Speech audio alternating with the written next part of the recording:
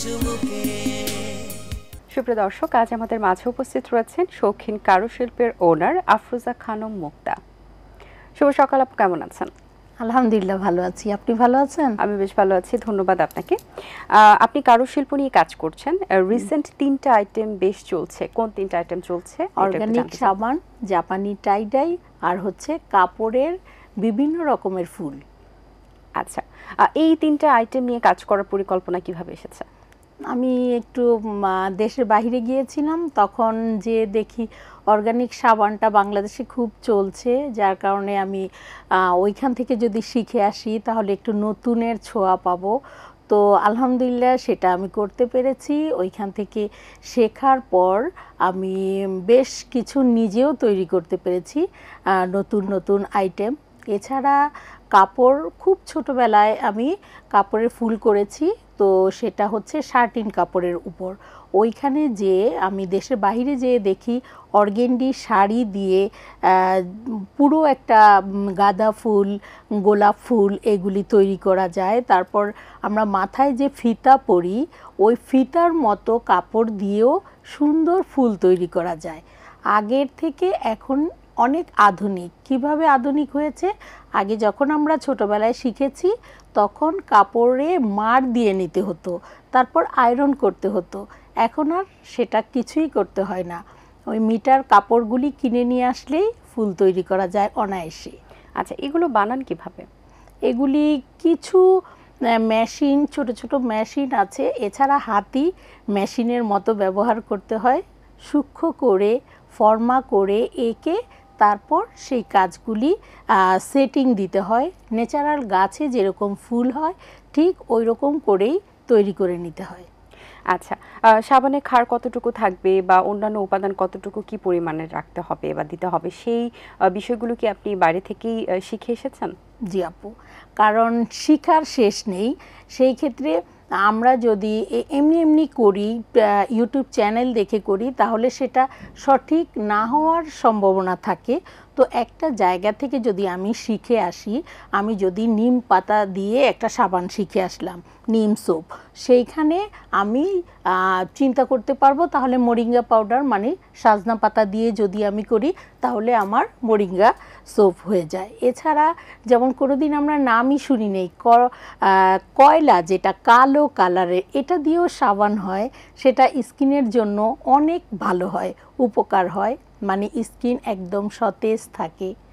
এছাড়া মানে প্রত্যেকটা উপকরণ দিয়ে তৈরি করা যায়, যেমন হলুদ, কাঁচা হলুদ যেটা, তারপর আপনার নিম পাতা, অ্যালোভেরা, এরকম এমন একদম ব্যয়বহুল একটা সাবান তৈরি করা সম্ভব হয়, সেটা হচ্ছে জাফরান। মানে জাফরান তো খুব দাম, সেটা জানেনই। ওই জাফরানটা দিয়েও সাবান তৈরি করলে স্কিনের জন্য সেটা খুব ভালো হয়। বা বেশ ভালো। শৌখিন কারুশিল্পের মাধ্যমে আর কি কি কাজ করছেন?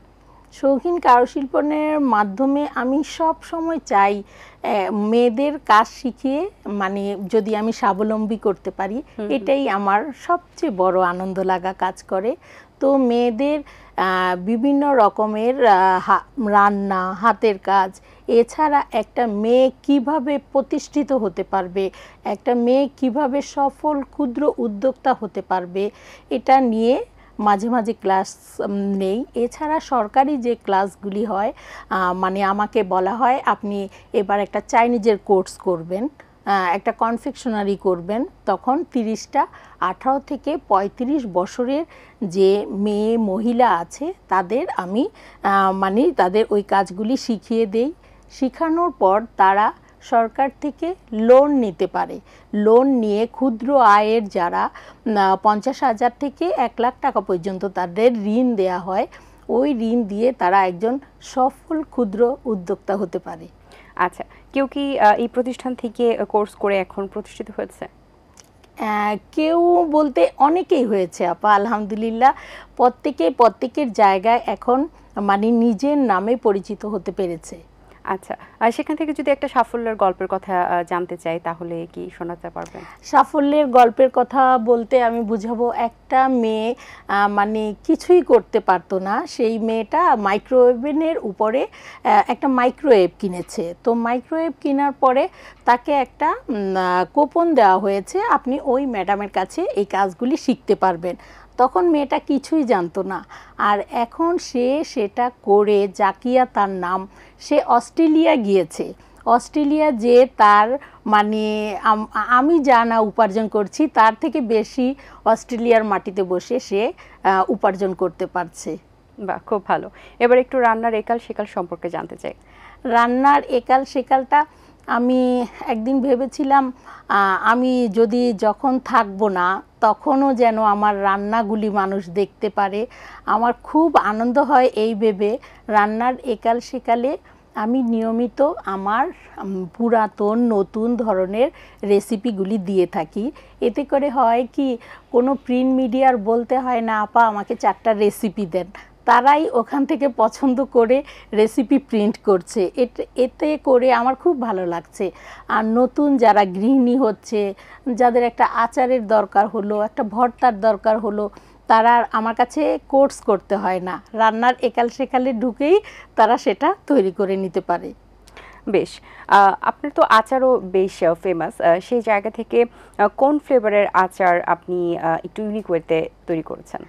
আলহামদুলিল্লাহ, আচার বাংলাদেশে এমন কোনো লোক নেই তারা আমার কাছ থেকে নেন না। হ্যাঁ, বাংলাদেশের পর্যটন, যেখান থেকে আমাদের শিক্ষা, মানে আমরা যারা এই কাজগুলি করি, পর্যটনে আমাদের কোর্স করতে হয়, সেই স্যার, শ্রদ্ধা তাদেরকে জানাই, আনোয়ার স্যার, বাদল স্যার, তারা বলে মুক্তা আচার তো খেলাম না, মনে হলো রসগোল্লা খেলাম। ওই আচারটাকে আমি ঝাল মিষ্টি টক আচার বলি। ঝাল মিষ্টি টক আচারটা সবাই বলবেন আমি স্টুডেন্টদের শিখিয়েছি, কিন্তু আলহামদুলিল্লাহ আমার ওই আচারটা একদমই আলাদা হয়ে যায়। যেভাবেই তৈরি করি না কেন ওটা আলাদা হয়ে যায়। যখন যেখানেই আমি দিয়েছি সেইখান থেকেই আমি ওটা প্রথম জায়গাটা দখল করে নিতে পারি। আচ্ছা, আচারগুলো সংরক্ষণ করা হয় কিভাবে? আচারগুলি সংরক্ষণ করার ক্ষেত্রে একটা জিনিস বলতে হবে, অনেকেই প্লাস্টিকের কন্টেনারে দেয়। আমি বলবো প্লাস্টিকের কন্টেনারে কোনো দিনও দেওয়া যাবে না। কাচের জারে দিলে একটা আচার সর্বনিম্ন 2 সাল খুব সতেজের মতো ভালো থাকে।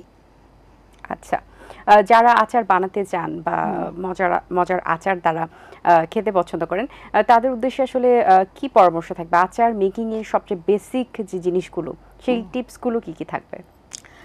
আচার যদি যারা বানাতে চান, অনেক সময় হয় কি, মা দাদুদের দেখেছি তারা রোদ্রে দিয়ে আচার তৈরি করত। আমি কিন্তু সেটা করি না, কারণ রোদ্রে দিলে হয় কি বালি মানে ধুলা বালি এরকম আসতে পারে। আচারটাকে সিদ্ধ করে দেই 3 মিনিট। এতে করে হয় কি, তারপর পানিটা ঝরা দিয়ে যদি আমি ফ্যানের হাওয়াতে শুকাই, সেই আচারটার কালার, অবশ্যই আগে যারা আচার তৈরি করতেন তাদের আচার আমাদের থেকে অনেক অনেক গুণ ভালো।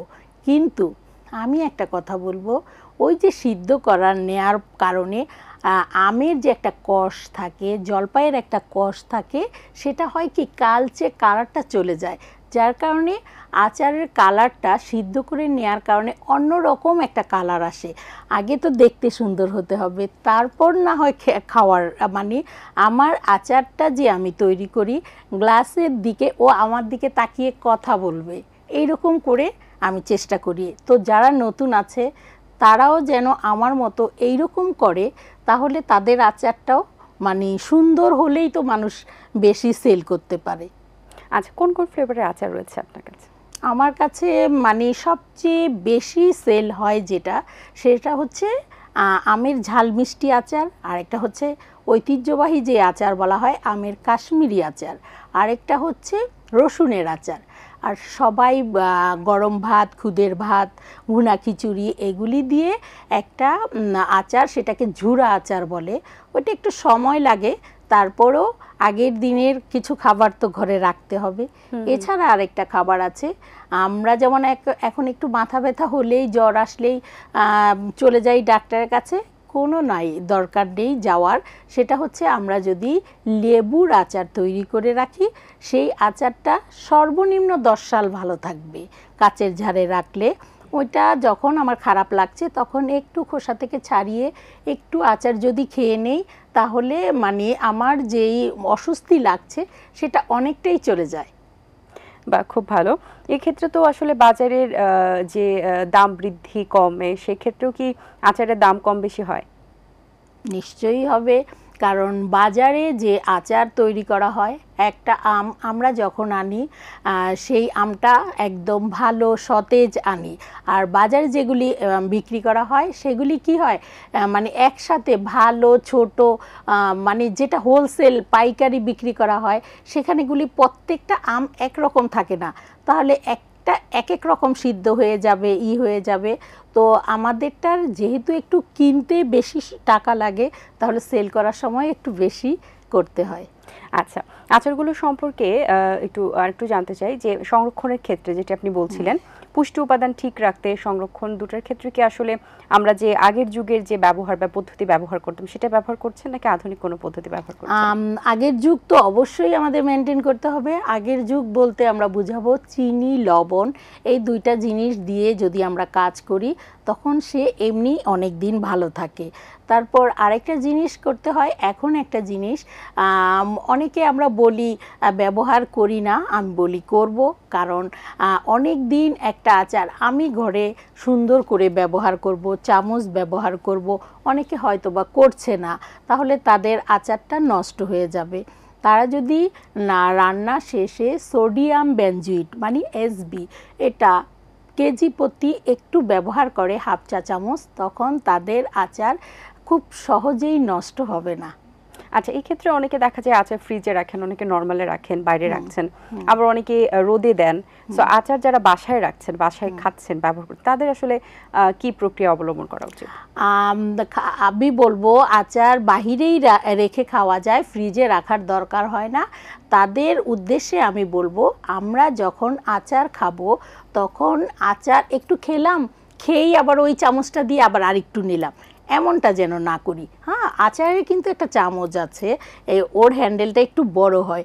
নর্মালি আমরা যে চা চামচ, টেবিল চামচ ব্যবহার করি তা না, আচারের নির্দিষ্ট একটা চামচ আছে, ওইটা দিয়ে যদি আমি আচারটাকে তুলে নেই তাহলে আপনি 6 মাস ওই কন্টেনার থেকে তুলে তুলে খাবেন, আচার নষ্ট হবে না। আর কি কি কাজ নিয়ে পরিকল্পনা রয়েছে আগামীতে? আমার মানে পরিকল্পনা আছে, আমি যতদিন বাঁচবো ততদিন নতুন কিছু দেখলেই আমি শিখব, প্লাস অন্যদের শেখানোর চেষ্টা করব। আচ্ছা, অসংখ্য ধন্যবাদ আপু আপনাকে, ভালো লেগেছে কথা বলে, অনেক শুভকামনা রইল আপনার জন্য, ভালো থাকবেন সবসময়। আপনাকেও অসংখ্য ধন্যবাদ। দর্শক, আশা করছি আজকের আয়োজন ভালো লেগেছে। আজ এই পর্যন্তই, দেখা হবে আগামী পর্বে নতুন কারোর সঙ্গে। সেই পর্যন্ত ভালো থাকুন, সুস্থ থাকুন এবং এটিএন বাংলার সাথেই থাকুন। আল্লাহ হাফেজ। দিন আসে দিন যায়, সময়টা চলে যায়, তবু আছি এই বেশ ভালো। জীবনটা রঙময়, যেভাবেই হওয়া চাই, নয় কভু সাদা কালো। এই আশাতে স্বপ্ন ভাসে, সুখ হাসে চোখে মুখে, চায়ের চুমুকে।